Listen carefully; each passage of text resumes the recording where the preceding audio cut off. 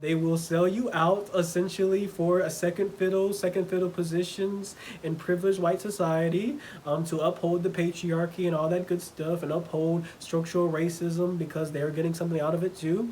That's what white women do. It just is what it is, and if you're angry about it, well then you should change it. Well then you should not be that way. But this episode I feel like was dedicated to white women on so many levels. There's also another part where the white woman who is the groundskeeper and the jailer, she owns the actual dogs, not the vampire dogs. They run into her on the grounds. It's actually funny because there's almost a hierarchy even in this sort of secret society, right? There are the people in the house, and then there are the white people outside the house doing all the grounds work, keeping up with the grounds, keeping up with maintaining, the structure and the plant. I guess I want to call it a plantation or whatever you want to call it. They're keeping up with the day to day of also raising the vampire dogs and also breeding them. They breed them through cows. That scene was so disgusting. I don't know. All I could think was when Christina pulled that vampire dog out of that cow's stomach was, and she was looking. They were looking also lovingly at the little gross little worm shit crawl up out. I mean, be yanked up out of a cow. Like they were looking all like, oh, oh. All I could think was, white people and they fucking pets, boy. I finally got a piece of the pie. What up, everybody? It is your boy Jabbar, and welcome back to my channel. Also, welcome back to the series that I'm doing for the duration of this season of Lovecraft Country, for as ever long as it's going to go on. I think it's only like 6 or 7 episodes. I want to say thank you to everybody who subscribed and left comments on my comment section for the last video. Thank you for the 181 subscribers. Thank you so much. So a couple people left a lot of great comments. Alonza left a great comment about Jackie Robinson getting into Major League Baseball and breaking his way into Major League Baseball. He didn't sort of, even though that was groundbreaking, he wasn't able to sort of defeat racism. That the monster that he pummels with the bat and splits open with the bat is supposed to symbolize racism, and that it keeps coming back. At the end, Jackie Robinson it comes back and he has to hit it again. So thank you to Alonzo for that comment. I also had another great comment from Velvet Rambo correcting me on the fact that I was talking about how this took place in the South. I guess I assumed the South because of the fields. It looked very southerly, but this actually is taking place. They're traveling from Illinois to Massachusetts. Velvet Rambo essentially sort of informed me that it's a great way to remind us that racism isn't just a Southern problem, but it is an American problem. But yes, thank you to everybody who leaves comments. Continue to leave comments as I get shit wrong. I felt like this was more like, wow, the last episode was a lot more visual. This episode was a lot more, there's a lot more dialogue, a lot more communication between characters. This episode deals with magic. Last time we saw them, they were, all walking because they had, Letitia had crashed the car into the side of the cabin to get rid of the monsters, and they had thrown flares all over the place. So it was the next morning. They see the silver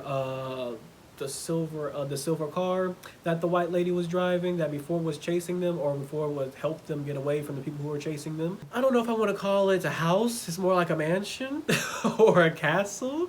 There are a lot of zoom out shots. We go from one room to the next, which I really loved. Like there are shots where each character is kind of looking out the window. Specifically, Jonathan Major's character Tick is looking out the window. And we zoom in and then we zoom back out and we go around to another side of the house. I really love those moves. It felt very, I don't want to say it felt very Harry Potter like. It felt very just mystical and magical.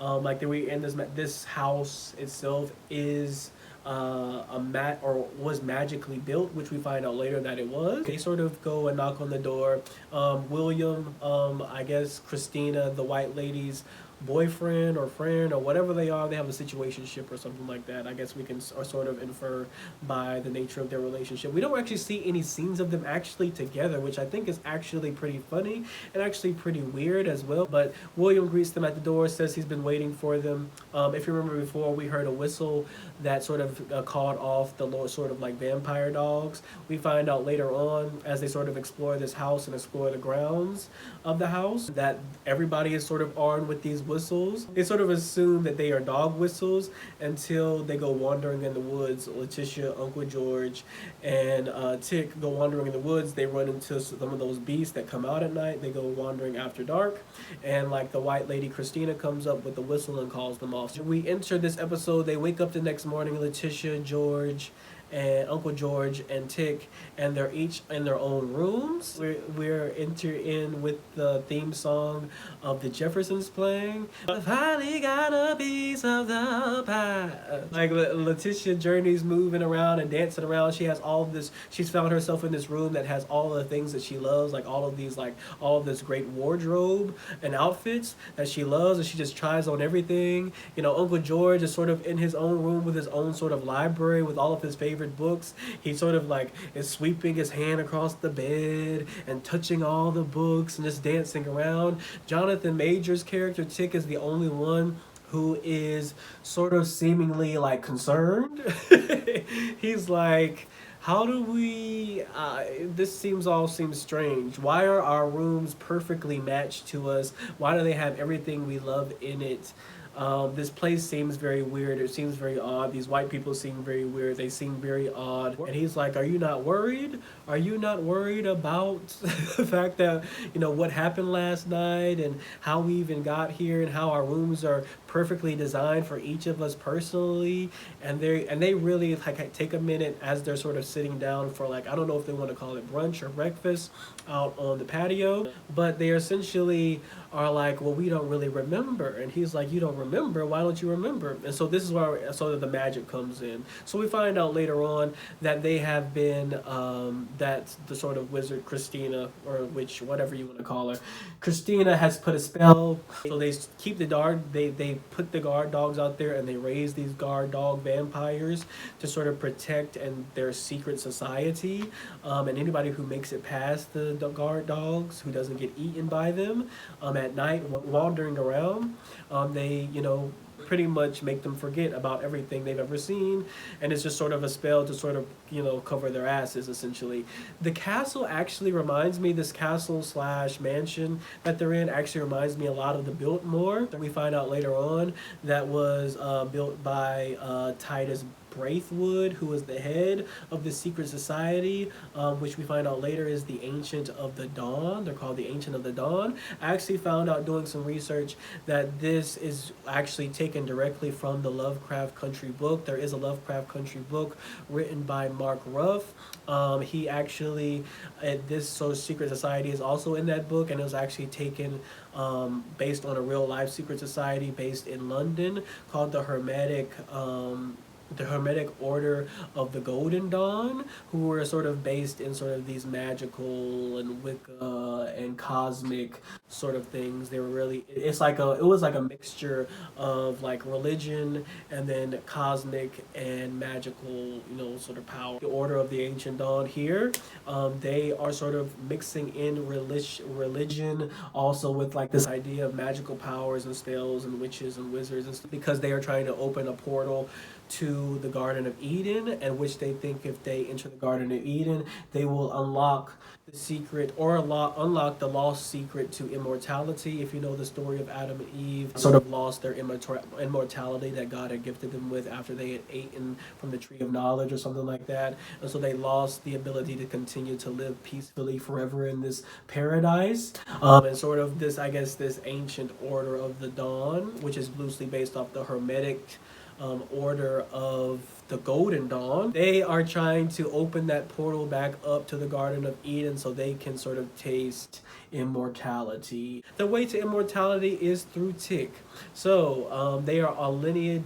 So a lot of this story is based in lineage and legacy. Mottos of this entire season is, you know, reclaim your birthright, which I think is really powerful, especially for a Black American, especially for Black America. We've been having a conversation about reparations this past election season. This entire election season, there's been a real push to talk about reparations and have that be a part of the major discussion when talking about policy. And what we're going to do for Black people is, are Black people going to get their reparations from being descendants of slaves in this country? I think Misha Green is very aware of that. And I think that is very purposeful, and it's very timely to put that sort of in here. Now the lineage and legacy part that they're talking about also is about descendants of slavery as well. So as William is sort of leading them through the house, telling them the history that Titus Braithwood built the order or whatever, the ancient order of the dawn, that he created this sort of secret society of men who are, sort of rallied together in this sort of common goal to find immortality. Also, we find out that Titus Braithwood, the original house, the original mansion got burnt down. In a fire from a last attempt of trying to open the Garden of Eden. So that is foreshadowing. We're getting a lot of foreshadowing there. The reason why they need Tick so much is because he is the last sort of actual blood relative of Titus Braithwood, which is so ironic and so funny because, essentially the people who live there, Christina is a Braithwood, and her father is a Braithwood, and he's also played by Fitz. If you don't know Fitz, I don't know his real name, but I'm gonna call him Fitz from Scandal. I never liked Fitz from Scandal anyway, so the fact that he's an asshole in this in this series as well, really doesn't make, it's not really that much of a difference. He's just playing even more of an asshole of his other character. Because I do feel like Fitz from the Scandal show is a little bit of, he's self-centered, he's narcissistic, he has a big ego. I mean, the person he's playing in this is narcissistic, has a big ego, feels very self-important. I mean, he's literally playing the exact same character. It's just it's played a little bit up more. Instead of him being in love with this black woman, you can sort of see his racism sort of show, which I also feel like was intentionally done, that she picked Fitz from Scandal, because I don't know, it just seems so ironic to me. We figure out that sort of Tick is this real descendant. I don't know how they're not the real descendants. Maybe it's through marriage or something that they are the descendants of Braithwood and not through actually a bloodline. And so they need somebody actually of blood to make the spell work. So they have a spell ready that they're going to use again, that Titus Braithwood tried to use the first time. Didn't work.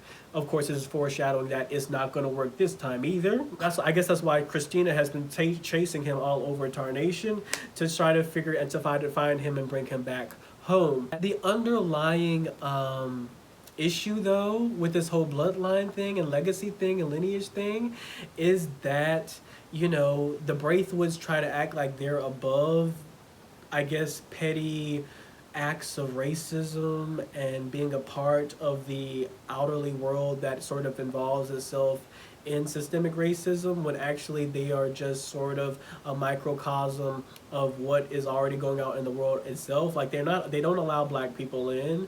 He barely even likes the fact that he has to use Tick to sort of achieve his goal of opening the Garden of Eden. They're also misogynist and sexist. They don't really respect Christina. We're gonna get into the white women, the white women messaging in this show as well.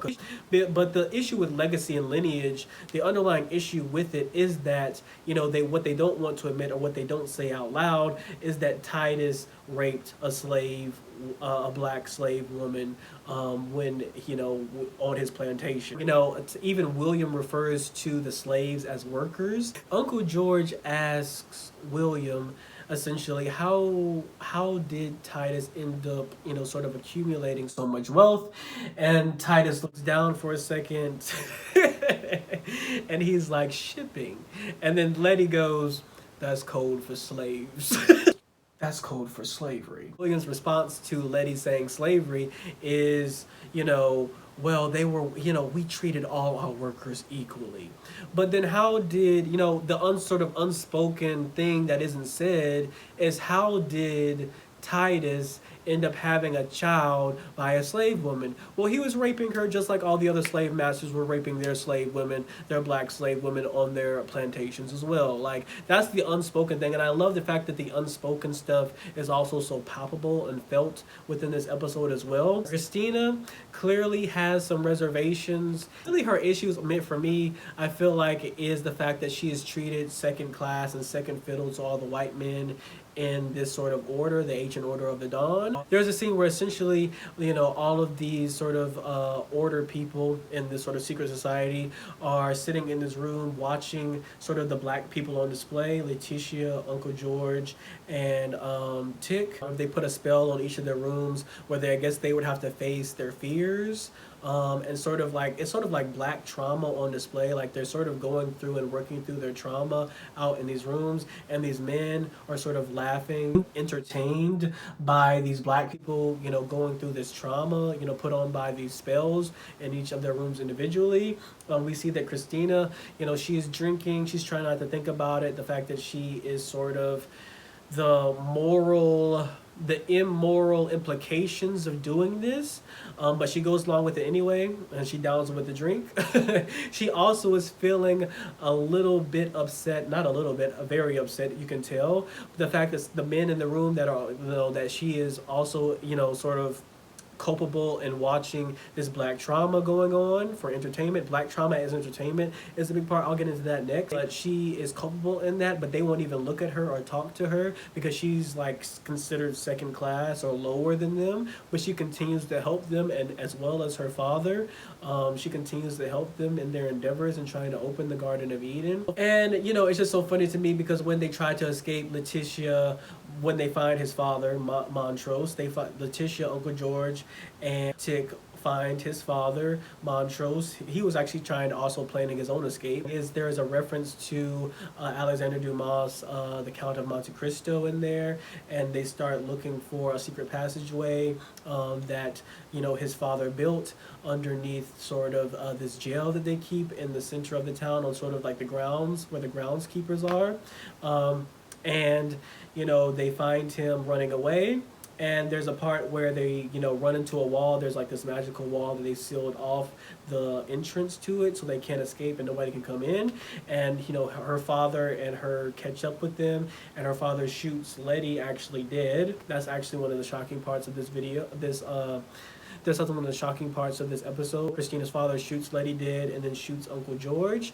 Of course, they bring Letty back to life, to sort of show, Tick that, they will also heal his uncle if he does what they say. So it's sort of like to sort of acquire good faith. Like, if you scratch my back, I won't kill your family and friends, which is really terrible. See Jonathan Major's character Tick and Christina have these conversations constantly about her position and why she's even helping her father and all these other white men, even though she's really not being treated as equal. And it really goes to show that white women will really sit by, white women will really sit by and let you die. One, because she sits by and lets Letty die the first time that she gets shot. Because Jonathan Major's character Tix asks Christina for help because she feels like, oh, she's a good person. She empathizes somewhat with us. Maybe she'll help us. And she just looks away and turns away,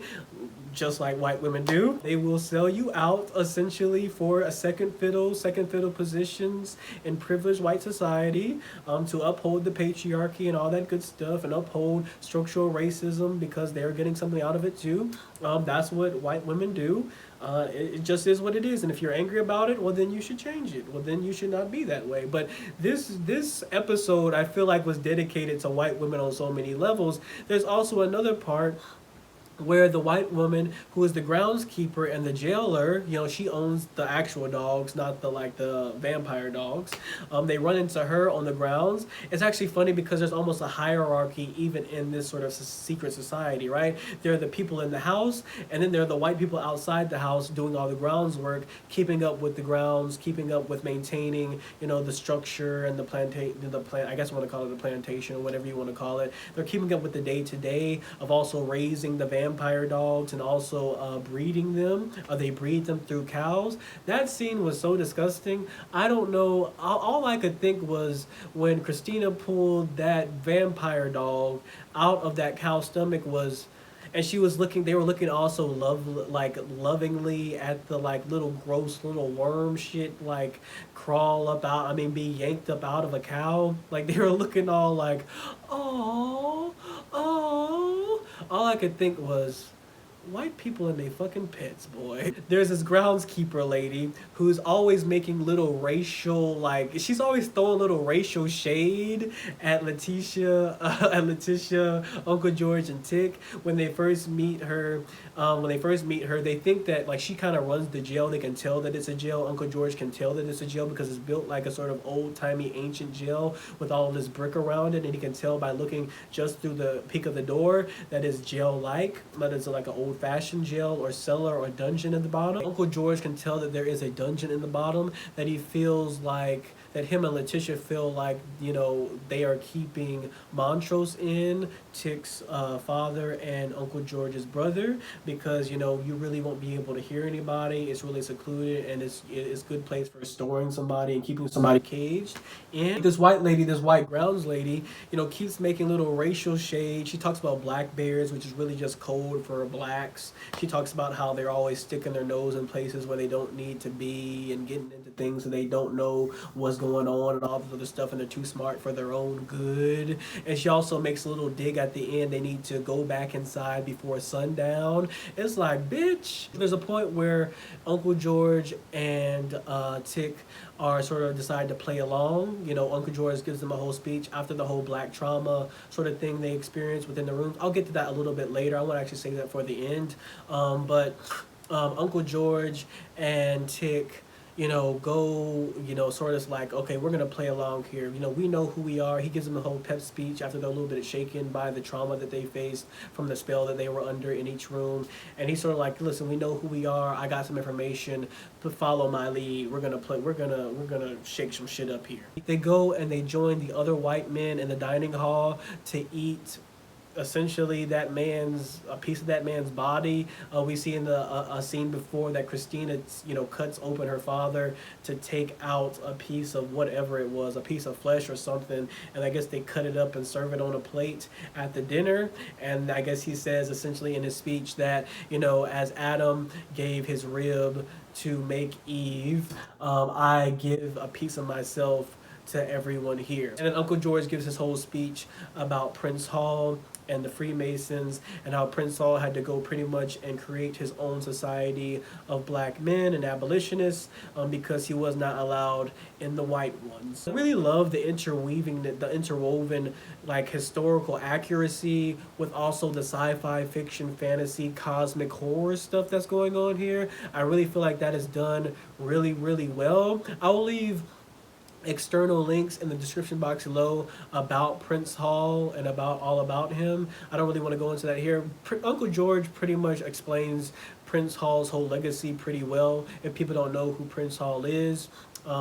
I remember reading one of his pieces to like his black sort of male congregation about how, you know, it was about like sitting, waiting, and being patient. It was a really powerful piece about sitting, waiting, and being patient, that even when they're not in the fight, there's still stuff that they can be doing to prepare for the fight of racial justice, essentially. And it was a really powerful piece. I might actually put that in the description box below. It sort of leads all to how Tick is the actual true blood heir to Titus Braithwood and not these other Aryan white people. Like, really, like, the Braithwoods were giving me Aryan Brotherhood, Nazi vibes with their blue eyes and blonde hair. Also, there's a very funny comment that Christina makes when Jonathan Major's character Tick says that, you know, alludes to them being like the KKK, and she sort of goes, you know, we don't really fraternize with the KKK because they're too poor. And I found that funny, like, we're the high class races, we're not the low class. Then Major's character Tick and Uncle George, Courtney Vance, run to the cellar, and the same white woman who has been throwing this white woman, she comes in and points a gun at them, talking about, I knew these animals, you know, again throwing like little racial epithet shade at Jonathan Major's character Tick and Courtney Vance's character Uncle George, talking about you animals just don't know when to quit. You animals just don't know when to quit. And then Letty comes in with the shovel and hits her over the head and knocks her down the stairs. And it's just so funny to me, like the white women in this show, especially the groundskeeper, who is clearly so racist, but doesn't understand that she's literally being made an underclass, even in the secret society. Like she is not, in the house enjoying the fruits of her labor that she's putting in, the work that she's putting in by keeping up with the grounds. All these white people actually, like it's really like a hierarchy. Like even in their own society where there's white people in this order, there is a hierarchy where some people get to stay in the house and some of y'all are in shacks on the ground, keeping up with the grounds. Pretty much they're like white slaves to other white people. It's like it's just so ironic that these people, like, they invest so much into these racist structural systems, specifically these white women who are being called out in this episode, and they get nothing out of it. You're dirty, you're crusty, you're musty, you look unkempt, you look like you don't get fed that well. You don't get anything. You just get to work for other white people, like, and for free. It's just like, why are you so angry at the niggas? Like, why are you so angry at black people when you don't have it that well yourself? But I feel like this continuing theme of like white people will cut off their nose to spite their face. But I do want to talk about also the room situation, the black trauma as entertainment part of this episode as well. Shut them off in these rooms to sort of, enact their worst fears or whatever, or sort of play through their worst fears or their inner desires. It seems like it's either worst fears, inner desires, struggles or issues or whatever. So Uncle George, he's the only one with a very clear mind. He is this very just Uncle George, Courtney B. Vance's character, is just this very guiding and wise figure, and so he doesn't really let the fear sort of encompass him, nor does it sort of show up in his own, like, I guess their fears are supposed to manifest into actual people. Uncle George's manifests into this woman that he lost, or this woman that he loved before that he lost. We don't actually know who she is. I'm going to guess that it was, I'm going to guess this. I know this is going to be a guess. I'm probably going to be wrong. But I really feel like that was Jonathan Major's character, Tick's mom. If you know at the end, if you know what I'm talking about at the end, Uncle George and Montrose, his brother, have a conversation about family secrets. That's another big part of this episode too. Family secrets, where Uncle George pretty much alludes to the fact that Tick might not be Montrose's actual son, and Montrose tells him, "Listen, shut up, nigga. We we worked that out a long time ago and decided it was what it was going to be, and that's what it is going to stay." And so to me, that was alluding to the fact that possibly Uncle George might have slept. My Uncle George and Montrose might have been entangled. They might have had an entanglement with the same woman. Lord knows black family secrets. They are a trip, boy.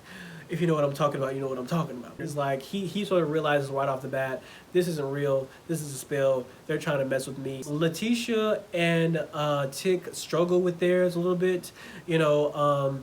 Jonathan, there's this reoccurring like symbolism and representation of the war, sort of manifested in this woman who finally gets a name. I think he calls her Leah. She comes out of the closet or the wardrobe shooting at him in this sort of, I don't know if it's supposed to be in reference to the war with Japan. I think that's what it is. If you remember this Japanese or Asian woman, I'm going to assume she's supposed to be Japanese. If it's supposed to be World War II, I would assume it's supposed to be fighting with the Japanese in World War II. I'm also thinking that maybe Tick and this woman had a previous relationship. We see Leah, I guess that's her name. I think that's what he says her name is. Leah, this Asian woman. We see her as the Princess of Mars come down from the spaceship in his dream as he's driving back home. We see he has to fight her, and he kills her. He ends up killing her.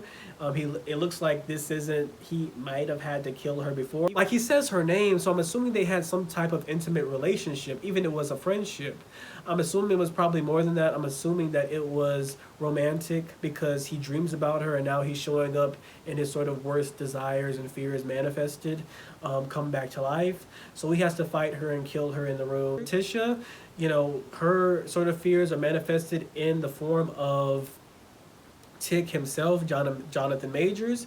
He comes in, a fictional Tick comes into her room and talks about how they find a way out. We're gonna find a way out. Just sit with me for a second. Just sit and talk for a second. And they start talking about. She starts talking about her family. Tick brings up this Bible verse that she said when they were out in the woods. She hasn't really quoted that since she was a young girl and she was in her mother's house.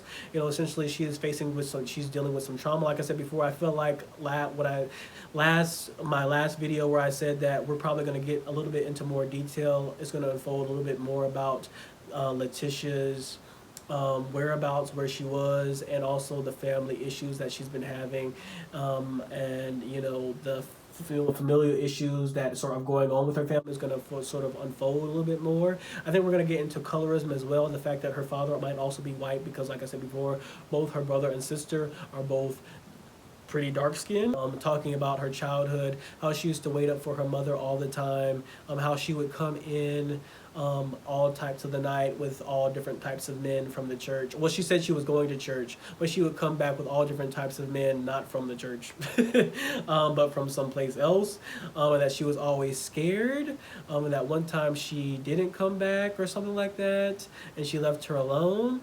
I think that her manifestation of Tick, and then Tick and her, of course, have this very intimate moment where they start, of course, making out and start kissing, and then Tick, tries to take it further. Well, the fictional Tick starts to try to take it further, starts to try to take off her clothes, take off his clothes, tries to have sex with her, and essentially she's saying no. There's actually a picture on the wall of like Adam and Eve type of thing, or like I don't know if it's like supposed to be the devil and this woman or whatever, but anyway, there's a snake penis coming out of this man's private part area and is heading for, and he's trying to get at this sort of Eve. I think they're under a tree of apples or something like that. And sort of that sort of whole thing of manifestation of, I guess, maybe Letitia. I feel like there's a lot more to Letitia's story than we're getting. I feel like her fear manifested is the idea of men hurting her or harming her, or the possibility that possibly a man has harmed her in the past. I feel like that was what was manifested in that moment, but just through Tick. This idea, because Tick opens up his pants and a snake comes out and tries to bite her. And snake symbolism for penises is not uncommon. It's most commonly used, but I really like the way in which it is used, not as like it's almost seen as a toxic thing.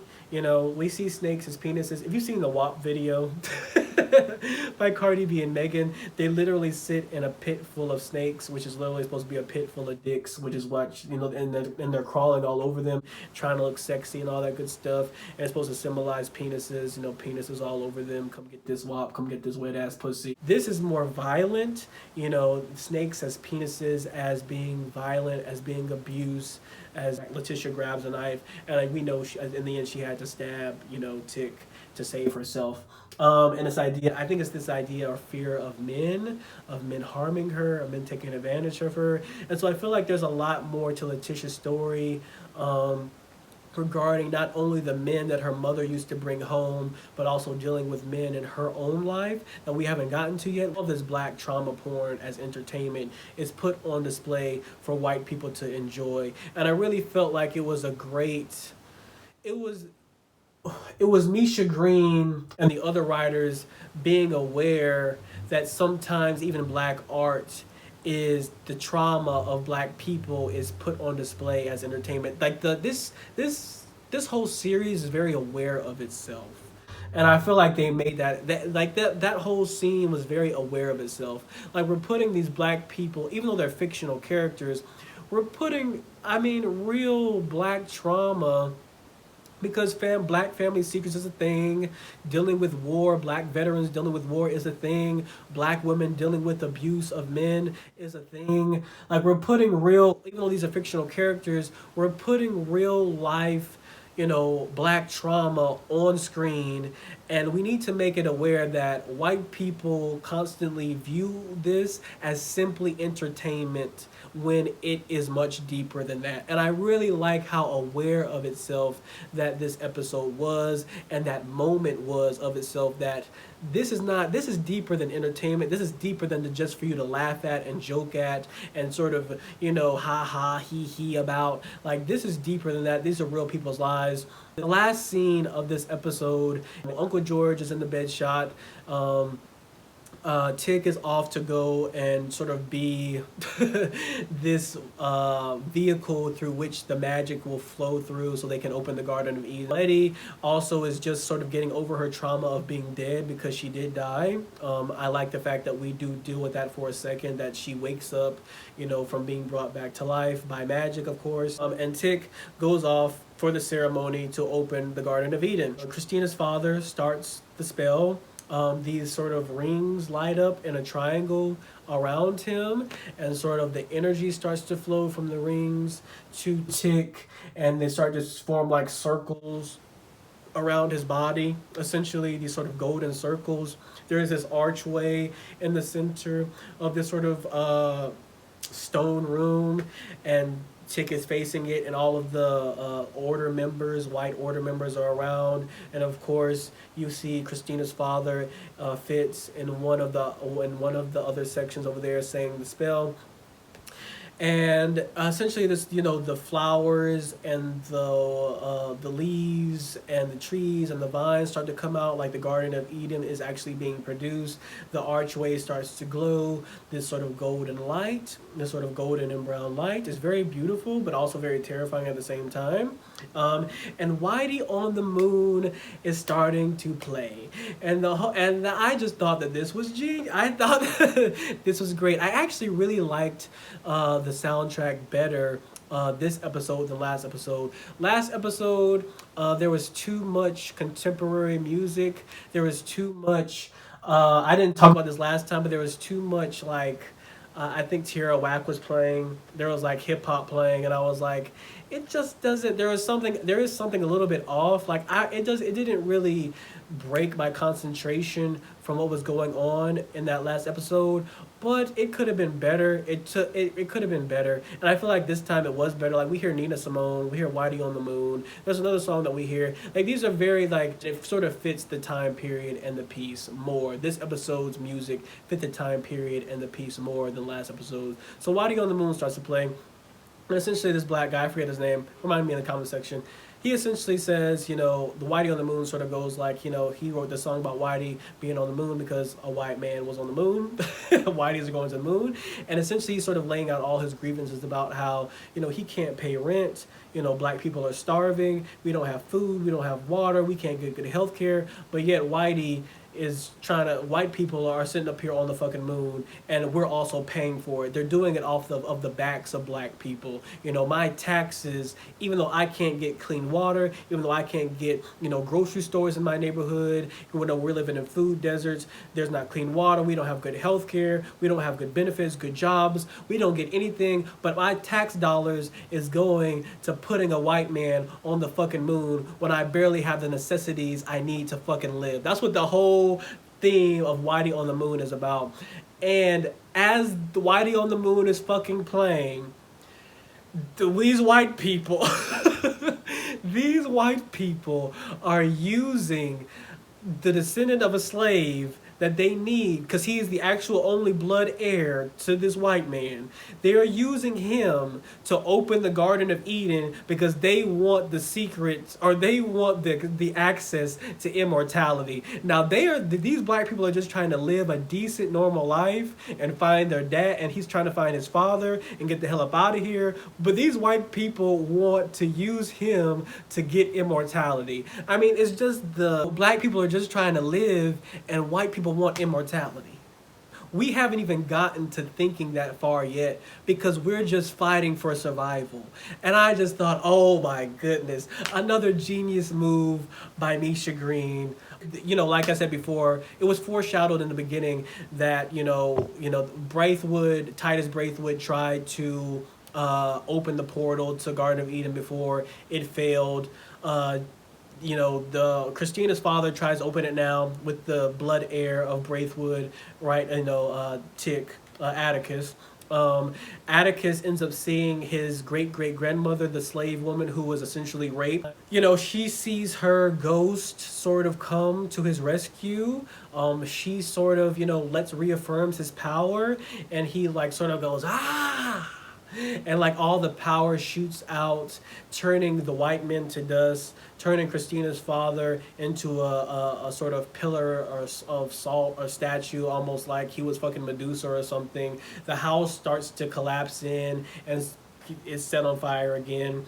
And the black woman, his grandmother, runs the same way she ran out last time during the fire when it first burnt down. She sort of leads him on the path to the way she went out the last time and sort of leads him to safety, where he then meets Letty and Montrose out in the car, and he finds Uncle George has died because, of course, the promise was that if you go through with getting us to Eden, will save your uncle.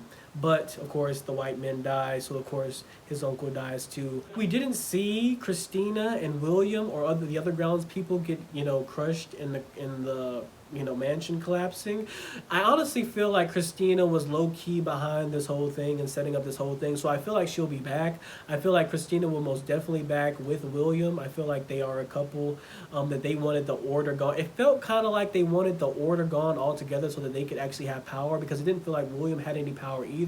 Like his older white men were in charge, and Christina, we know she didn't have any fucking power because she was always playing second fiddle, even though she was coming up with every fucking thing and doing every fucking thing. She was playing second fiddle to her father and also to the other white men who essentially were sitting around doing nothing, just being white. I feel like there has to be something done with these vampire dogs. That's just a loose end, because they just can't be running around out there, roaming around in these woods like that, can they?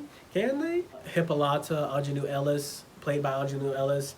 I actually found out that her daughter is Diana and is Greek. If you read the external link that I left down in the comments below last time in the last video about Hippolyta and the old Greek mythology about the Amazons. But Hippolyta, of course, has found out that her husband has died, but they haven't told her the truth, and she feels like they haven't told her the truth about what happened on the road trip, and that they weren't just, that they didn't just run into sort of some racist white people, but that something else happened, that she's just not buying it.